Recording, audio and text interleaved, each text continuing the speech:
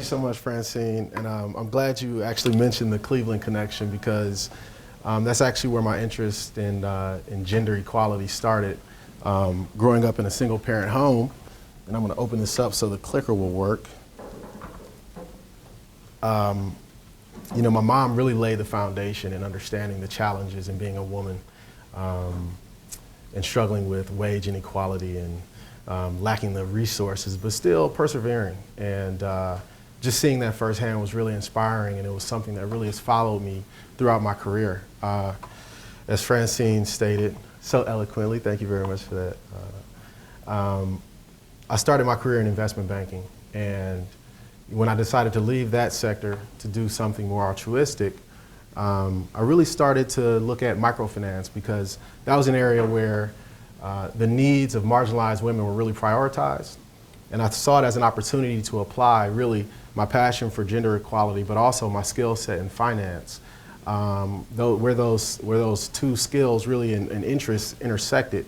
And working as a consultant, doing a lot of the transactional work, doing financial due diligence at the fund level for social impact investors, placing capital in microfinance institutions gave me kind of a unique experience in that I was able to see a variety of institutions around the world in a very deep and intimate way, performing that analysis on behalf of investors.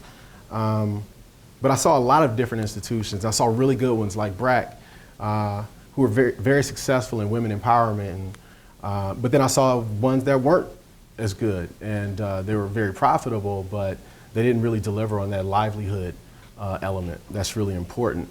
And that really kind of served as the foundation, and now really this is my first opportunity to structure a fund as a greenfield and really address some of the shortcomings of these investment funds that I've worked on in the past and correct, I think, hopefully correct, where they fell short. And so we don't have a whole lot of time, so that's my preamble. And I think this quote here, I think by Bill Gates, I think we all know that guy, really crystallized. And can everybody hear me okay? And I neglected to make the announcement. We're tweeting the event. If you all want to follow live streaming on Twitter, the handle is IPCalsAware. Did I get that right? Okay. All right. Right, so IPCals with the S, aware. But I think this quote here really, what it captures is the importance of better coordination in the international agriculture space. Because I think there's a lot of intellectual capital and research capital here at universities, and then obviously the private sector has financial capital and also expertise in markets and delivering goods and services. But for too long in emerging markets, there hasn't been that bridge to bring those two groups together. And I think that's something that really needs to be addressed and a real deficiency in the space. And that's part of the presentation here today. So this is going to be a brief discussion outline. We're going to talk about briefly an overview of Nigeria and the agricultural landscape, the role that agriculture plays, and then the need for mechanization, but also the challenges, and then the proposed solution, vis-a-vis the agricultural inputs and mechanization fund, and then implementation, and then we're going to open it up to Q&A. And I really want to skip to that part as quickly as possible because this really is an excellent opportunity to learn from an audience that really has some of the most experience in this field, and I really want to be able to reach out to you all and have a dialogue to strengthen my project. So Nigeria really is a story of extreme economic growth. It's really one of the trailblazers in sub-Saharan Africa. And it's projected to be the 13th largest economy by PwC. And it's growing at, for the last 10 years per annum, close to double-digit growth in GDP. And at the center of this growth is agriculture. It contributes 44% of GDP. It employs 70% of the workforce, the majority of which are women. And provides livelihoods for 2/3 of the population. But despite agriculture's importance, the country is experiencing declining food security. And much of this has to do with the extreme growth in population that I'll talk about a little more on the next slide. And also projected decreases in production, which is also a challenge. And this issue of food insecurity is something that adversely affects the entire country, but female-headed households feel it more than their male counterparts. And so that's also something, when you talk about designing agricultural interventions and the importance of agriculture in the economy, you know, the idea of gender mainstreaming is not a separate subject. I mean, the women are the farmers, and they're also the ones the most adversely affected by the lack of development in these fractured markets. They're also the ones who lack access to finance at a higher rate than their male counterparts in rural areas. But to be frank, most people lack access to finance in rural areas, particularly agriculturalists. And then there's also a negative impact from climate change. And the country is meeting this demand by imports. So there's also an economic discussion to be had about increasing production and easing the reliance on imported foods, which is costly and drains foreign exchange reserves. Also, it's a challenge for inflationary reasons. But currently, the country imports approximately $11 billion in food annually. And that growth is approximately 11% annually in food imports. And so that's important. And so you have a landscape where the country is food insecure, but it's also really an important resource in terms of arable land within the region because it has the largest inventory of arable land, with 17% within Africa. And so it's not just about food security in Nigeria, but also from a regional perspective, Nigeria plays a key role. And so that's something that we'll also dig into a little bit. So part of the challenge in Nigeria is you have this growing demand for food, which has really been prompted by the explosion in population. It's projected to be 440 million people by 2050, and the third most populous country in the world, which to me is incredible. But with that population growth, you also have urbanization. And as the country becomes more and more urbanized and the manufacturing sector grows, you have an increase in wages in the urban areas, which is depleting labor in the rural areas. Despite this population growth, there's a challenge in terms of labor inputs going into food production. And that's really putting a lot of stress on the country and their ability to feed itself. And also low productivity in the agricultural sector. As I said earlier, it has the largest inventory of arable land, but currently only 40% of that amount of arable land is under production, and 10% of that is farmed at an optimal level. And then also the adverse effects of climate change, which is projected to reduce crop yields by 20 to 30%. And actually, I think this is really an interesting graph here showing the decline in rural population versus the overall population.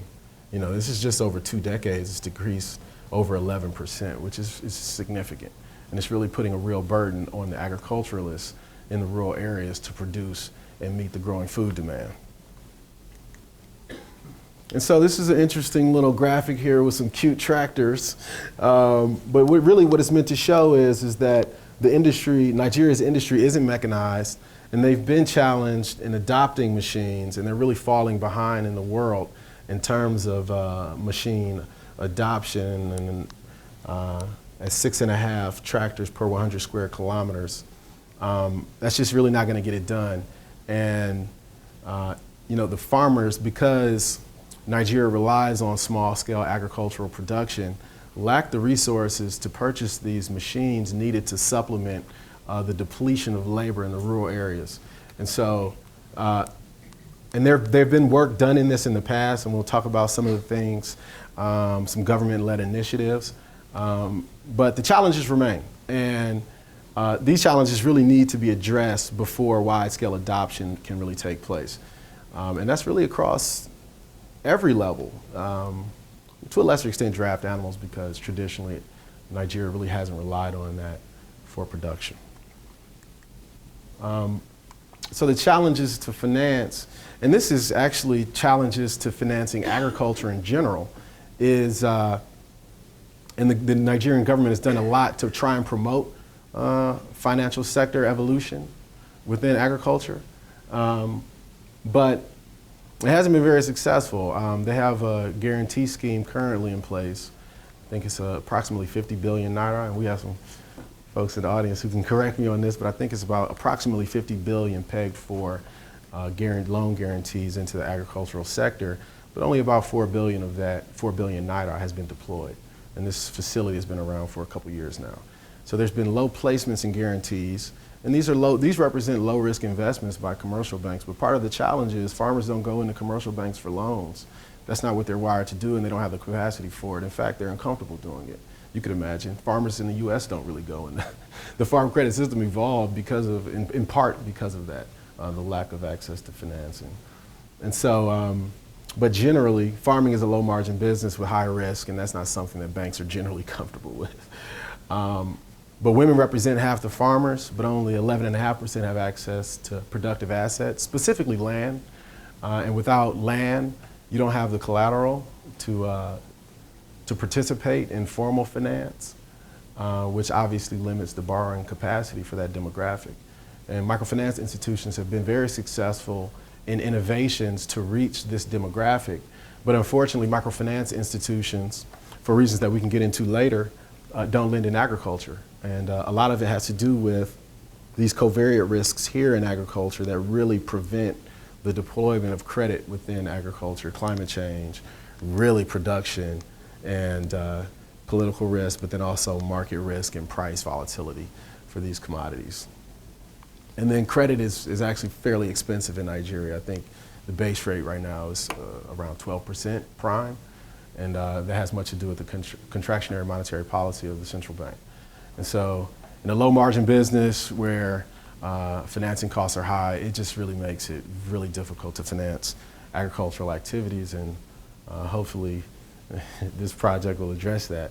But I think really what is important to point out is that any intervention that you design to reach these marginalized communities really has to, first of all, mainstream gender, because women are doing the farming, but it also has to engage the private sector because the need is so great.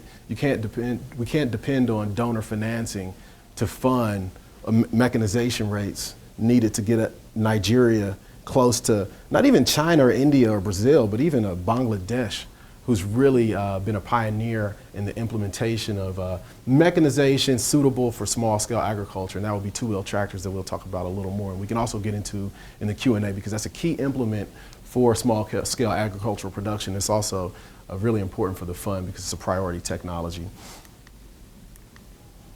So these are some of the current strategies to help assist in mechanizing and also financing rural actors. And I think it was important to put this up because each of these individual project silos or strategies, they all have their pros, and there are real key lessons to be learned from these individual projects.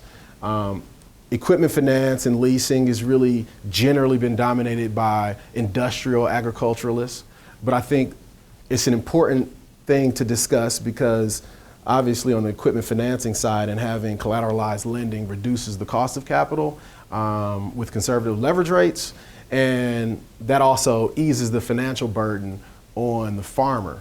Now for leasing, this is also important, particularly for smallholders, because in leasing, it's a lot easier to amortize the cost of one machine across a broader pool of users to make that machine technology affordable. But unfortunately, that type of activity hasn't made it down. There are some cases, but generally speaking, hasn't made it to small-scale production. Microfinance institutions have been very successful in building out a rural infrastructure of borrowers reaching primarily women, and we'll talk about some of those institutions. LAPO has probably been the most successful in reaching small women borrowers, but they also don't lend in agriculture. In fact, they have an agricultural product, but it only has about 3%, it only represents about 3% of their loan portfolio. So it's almost more of a, maybe I shouldn't say this on camera, but maybe it's for the annual reports. And then FINCA is also entering into the marketplace, and they have some experience in agriculture, but it's also small, but they also represent kind of one of the leaders in the space. And I work with them in Afghanistan, actually on a couple instances, and they were very successful there. And then also you have the SMEs and you have the CGIAR and initiatives around, specifically in South Asia with the CISA project has been very successful in understanding what technologies are important for small scale production in an environmentally friendly way with no-till and some of the innovations there. And then local SMEs in Bangladesh really create the model for introducing machines that can be cost effective to a smallholder through service providers, and that's something that's really key within the proposed scheme. And then obviously the Ministry of Agriculture is playing a role in some very innovative things, and this is really what makes Nigeria special is Nigeria has a very innovative and forward-thinking ag minister who's doing some amazing things in the market. And you know, Nigeria is a tough place to do business. It consistently ranks very low on the Ease of Doing Business Index. I think they're about 135 right now out of 180 countries. I mean, it's very difficult. And I've had personally bad experiences in Nigeria. But with that said, there's a tremendous amount of market opportunity, and I don't think that can be ignored. And in fact, you have a lot of the large manufacturers, John Deere just to name one, who are very much interested in entering into the space but don't necessarily have appropriate business models to penetrate. And that's part of what this model is about. I really like this quote here because it really speaks to the importance of the private sector. But I also think that what's missed here is that there is a role for the public sector as well to play a role in creating an enabling environment for the private sector to thrive. The reality is the private sector currently is not involved, and if it is, it's at a very small level, and there's reasons for that. There are tremendous risks in entering into markets like Nigeria, and it's not just Nigeria to single out one country, but there are risks, and the government and the public sector are very well suited to help ease some of that risk and absorb some of the risk at the lower level to create that ecosystem for the private sector to thrive. And we'll talk about how that'll happen through the fund and innovative financing. So the basic idea is just to integrate the best practices that we discussed on the previous slide and also improving where these models fell short. The Nigerian government is investing quite a bit in agricultural activities and development. And in instances like the loan guarantee scheme, I think there's opportunities to realign that investment to make it accessible to the small scale farmer. It's a lot easier for someone who has the skill set and the relationships to go into a bank and say, we have a large loan facility that we would like the government scheme to guarantee that'll reach smallholder farmers. It's a lot easier and reasonable to expect that professional go into a bank and help facilitate that transaction than a small farmer, which is probably just not going to happen unless you go through institutions, CDFIs, who have relationships with these small scale farmers, and there's a level of comfort and engagement. And so what it is, what is needed at least is evolution from traditional approaches to mechanization, but also building on the existing infrastructure, and that's both physical, but also relationships in the self-help groups and the strong networks of cooperatives that currently exist in Nigeria. And I'm speaking specifically about organizations like LAPO who have a pretty strong track record in building out those relationships, leveraging that to deploy the machine, leveraging that as a distribution channel to deploy the machine technology. But it has to be done in a way that's mutually beneficial to all stakeholders. And the focus there obviously is on marginalized women farmers, but to engage the financial sector, there has to be returns there, but not in a way that erodes livelihood. And so that's kind of a slippery slope, and there's a lot of thought that has to go behind that when introducing technologies. And then also the government has a stake in this as well because politicians need to be reelected. And so all these have to be considered. And so what the Agricultural Inputs and Mechanization Fund provides is this platform to engage the private sector, to invest in value-added technologies for smallholder farmers through leasing, making these technologies affordable, and achieving this scale through the aggregation of these users and amortizing the cost of these small implements across a broader pool. I really like this schematic because I think really what it shows too is that the AIM fund really provides it serves as a tool to vet technologies that go to these marginalized farmers over on the right, but it also has the capacity, the institutional capacity to access investment capital. And that could be with the support of credit enhancement, which we'll talk about on the next slide. But in vetting these technologies, it prioritizes technologies based on their potential for social impact, which is really important. Obviously, it's the point of this entire initiative. And that social impact can be achieved through both raising income or increasing food production, whether it be reducing production costs or expanding area under cultivation. And it also speaks to the food security question in Nigeria. But then it also has to be commercially viable, because without that, you don't get the capital to meet the machine, to purchase the machines at the rate that's needed to meet that demand, but also environmentally sustainable. So this is kind of this is a messy slide here, but the point is that here you have a credit enhancer which can be provided by the government, and we have some proposals out with USA where I've partnered with social impact investment funds that will provide the credit enhancers where they don't exist in Malawi, Mozambique, and South Africa. But in Nigeria, that facility exists and it's underutilized. So I think there's a real place for that there. That credit guarantee then facilitates commercial bank financing through microfinance institutions. Those microfinance institutions draw down on capital from the commercial bank sector, and then places it in the special purpose investment vehicle that's structured and domiciled in a tax haven to avoid double taxation, which is also important because the double taxation makes the machines more expensive for the actual users. And then once the capital is placed here, the machines are purchased from machine manufacturers with both a mix of cash and equity in the SPV. And that's important because Nigeria isn't a country with strong contract enforcement, and really what you want to be able to do is align the interests of the machine manufacturer with that of the SPV, because inevitably things like servicing and spare parts are going to be needed. And you really want to keep their interests aligned with the success of the smallholder farmer. And what that means is the machines need to be working. And also, I think what's also important to point out here is that the commercial bank financing is secured by the machines purchased at the SPV level at reasonable leverage rates. And so the cash generated from the leasing activities here, where progressive farmers will be identified within each individual self-help groups that currently exist throughout the microfinance network at LAPO, approximately 750,000 borrowers, primarily rural, all women.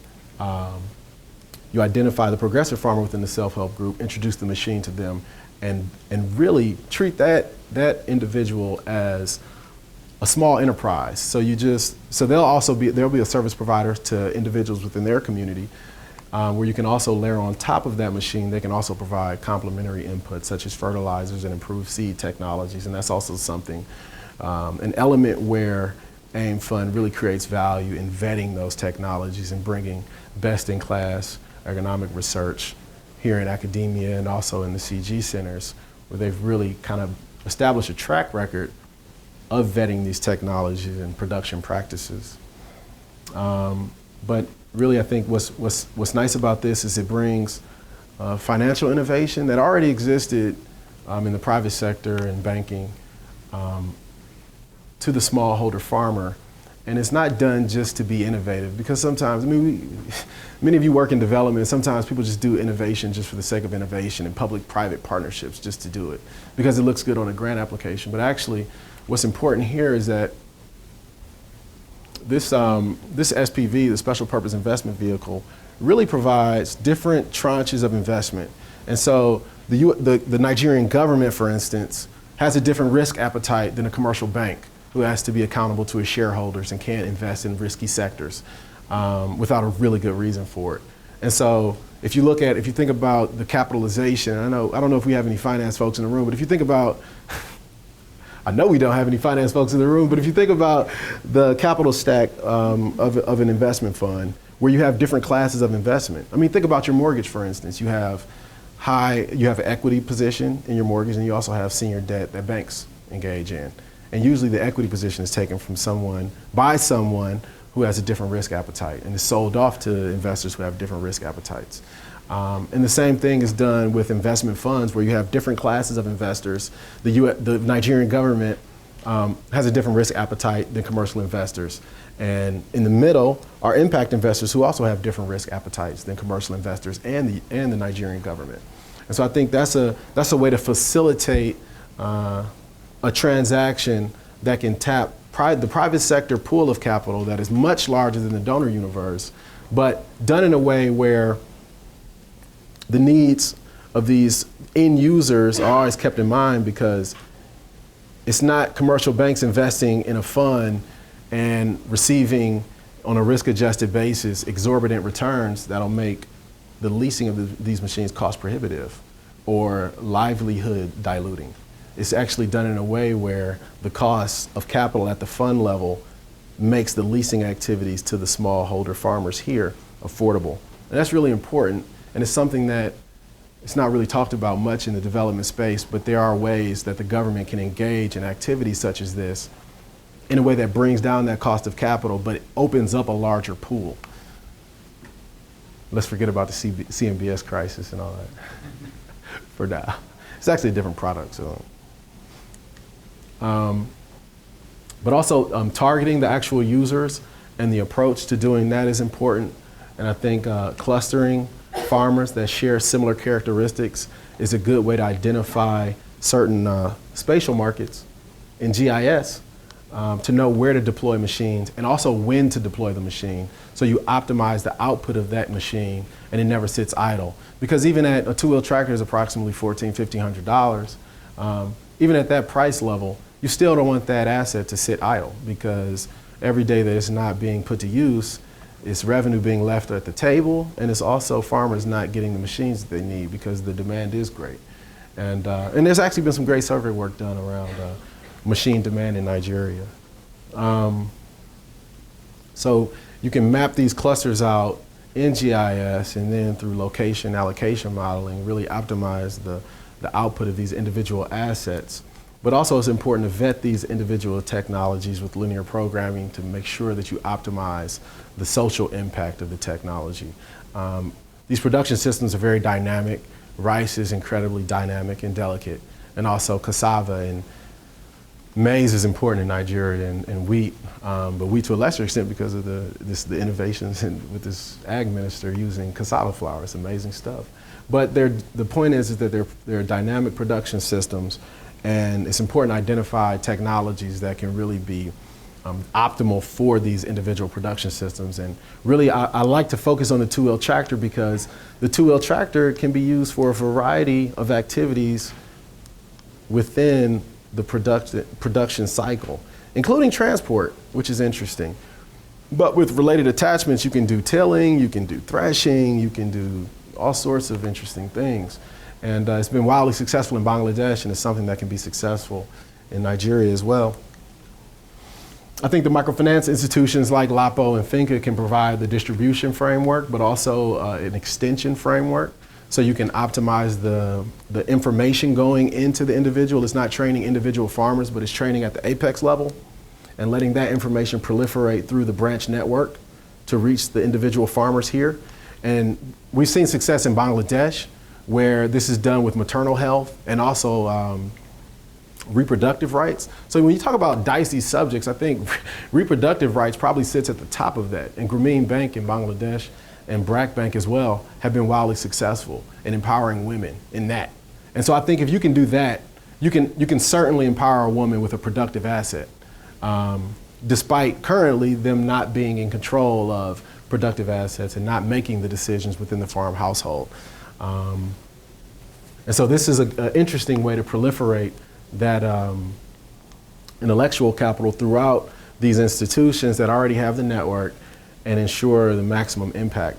And I think this is also important because with Apex sitting as with AIM, outside of this, can really vet even the technologies coming from the CGIAR and academic institutions, because there's also an element of inventor's bias that comes with some of these technologies that are introduced from academia. I know you guys want to hear this, but sometimes you do research that promotes your priority. And I think sometimes you need to really, there needs to be an institution to ensure that the right information is getting out to the farmers. And actually, even more important than that, with the private sector, I mean, think about the misalignment of incentives for a pesticide producer giving advice on pesticide application.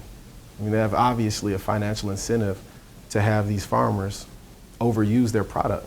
Same with fertilizers and herbicides. And so AIM can actually really sit in the middle of that and really break that destructive relationship. And the point here is to really build an army of these machine service providers that can also provide these complementary inputs. And this is what's really exciting. I think this picture was taken in Tanzania. And this is with a self-help group that was doing really some amazing work. But again, they didn't do anything in agriculture, but it was really successful nonetheless, and for income smoothing though. But I think the point is that, to reiterate, you identify the progressive farmers in these groups who have a strong brand in the community as the innovator and the successful farmer, and introduce the technology to them, lease it to them, and also introduce the complementary inputs with them. And the idea is to grow these micro borrowers into small and medium enterprises to really feed and provide the valuable inputs to the agricultural production system of Nigeria in a way that empowers women, because they're currently the ones doing the work, and they should be able to grow with the industry and not it shift over. Maybe the hope is someday that it's some large industrial farm system like in the US where we have, it doesn't necessarily have to be that. And if it does, I think the producers should benefit from that growth. And I think this is a way to do that. And so when you talk about implementation, I think to reiterate the role of the public sector, I mean, I make no mistake with the Greenfield project, it really takes time. And so, you can spend up to a year just thinking about it. And actually, in part, that's what this conversation is about, to really throw the idea out there and really get valuable feedback, specifically around the gender topic, but also the agronomy, the mechanization. We have some, best-in-class professionals here in this room, and I think it will be it's incredibly valuable to me to get the feedback from you all to modify the project so it best serves these the women users at the end of this. But then after the due diligence period, there's a pilot period, and then the scale. And that's when the commercial sector or private sector will be engaged.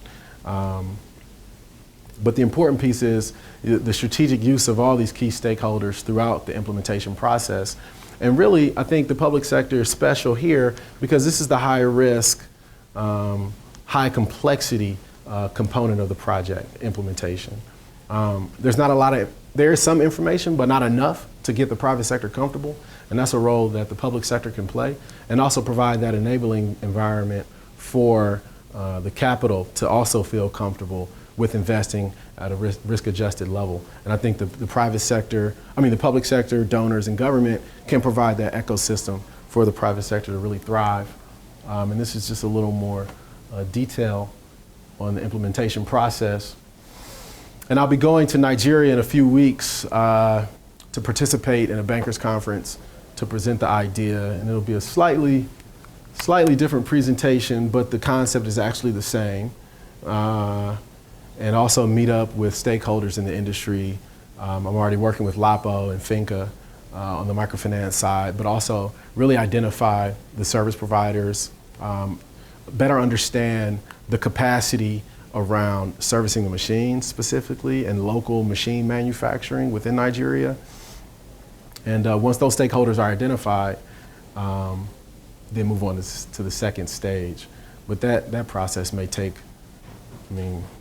year or more. And there's a sign-up sheet in the back too, so I can keep you all up to date on where I am on this project. It's circulating? Okay. So if you are interested, just put your email address on there and I would love to keep you all updated. And actually, what's really cool is the legal structuring part, which is actually a very expensive component of deal structuring. It's something that I can kind of do on my own from working on many of these deals in the past and just retrofitting it to this particular deal and then running it by a lawyer who's very expensive as opposed to drafting docs from scratch. That's way too much information about that. So the model has trade-offs, starting with the cons. It's more complex than a traditional mechanization model. It requires upfront donor capital for the scoping and due diligence activities. And really, actually, that's less important because I'm actually financing that myself right now. But I would love some help, and I'm glad this is on camera. And it also requires significant donor coordination and buy-in, and also understanding incentive structures for these individual stakeholders. And there's also that potential for labor displacement, and that's why we prioritize geographic areas that are experiencing escalating wages and cost-prohibitive farm labor inputs. But the labor displacement issue will always be there, and that's mechanization in any country. But I think the pros are, you put small women farmers who have traditionally been marginalized at the forefront, and it's a sustainable structure with a commercial financing model that can really unleash commercial capital to finance this growing demand for machines. And it also includes shared ownership of the SPV to align the incentives of all the key stakeholders. Again, it eases the biased information going to farmers for these inputs such as fertilizers and seed technologies and such. There's also this innovative extension model to maximize those inputs going in at the apex level and proliferating through the branch network. Reduce risk, which also means reduce pricing because of the collateralization at the fund level, which reduces the fees being charged for these machine implements. And obviously, the point is to increase accessibility of these machines by amortizing the cost of individual machines across the network of self-help groups. And it also circumvents the credit restrictions related to asset-poor farming, landless women who don't have access to finance for credit because you're financing actual physical assets in agricultural production, which also addresses some of the covariate risks related to agricultural lending. And that's the presentation. I hope you all enjoyed it, and I'd love to open it up for some Q&A.